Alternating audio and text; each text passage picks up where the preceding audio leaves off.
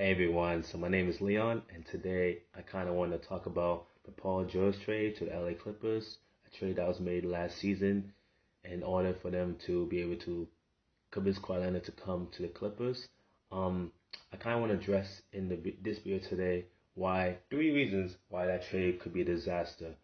With that being said, let's just get right into it. So before I talk about those 3 reasons, I kind of want to talk about the nature of the trade. So the Clippers trade for Paul George. In exchange, they gave up Shai Gilgeous-Alexander, it's a good young prospect, Dalian Gallinari, plus the Clippers picks in 2022, 2024, 2026, plus giving up Miami's picks in 2021, 2023, that which they acquired from the Mo Harkless trade, plus their own pick swaps 2023, 2025. So that was the nature of the trade. With that being said, let's just get right into the video. So the first reason why I think that trade could be a disaster is because Kawhi Leonard. The reason I mentioned Kawhi Leonard is because Kawhi Leonard technically is in his last year of the deal, which he's getting paid 34.3 million.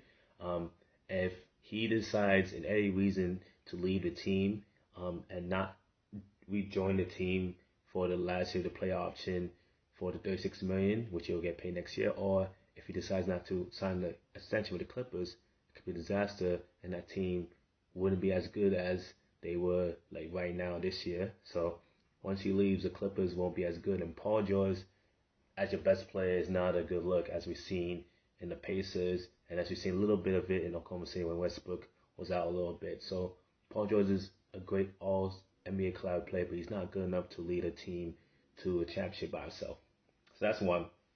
Second reason is all the picks they gave up to get Paul George. So the Clippers don't even have control of any of their own picks until after 2026 because of the trade. And it's a good thing they did the Mo Harkless trade, which is a completely separate trade. It's a good thing they was able to get the 2 picks from Miami to help this trade go through, because if that wasn't the case, we could be looking at a situation with Clippers that they gave up picks until 2030 or another pick swap that they could use to improve their team. So you give up all these picks, and then let's say Kawhi leaves and Paul George, you find out not a good player, not a good enough player to help you guys win the title. That's a lot of talent, a lot of years wasted. And when you trade Paul George yourself, it's not going to be the same return. You're not going to get those picks back. So, especially let's say if you trade to Knicks or whatever, they're not going to give you the same amount of picks back for Paul George. You're just going to have to take less picks and less talent so you can, prove your team in other ways or to rebuild. So, if I'm the Clippers, I'll try as much as I can to continue to build around Kawhi or Paul George and continue to convince Kawhi to stay. You know what I mean? So that's a disaster for them. And now we're going to get to the third reason why this trade could be a disaster for them. You look at the contracts, and I'm going to put it on the screen for you.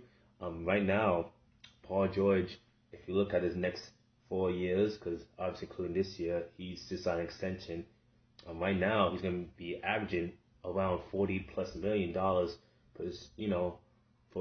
per year for each of those contracts. So right now, he's getting paid $35 million. Next year, he's getting paid $39.3 million.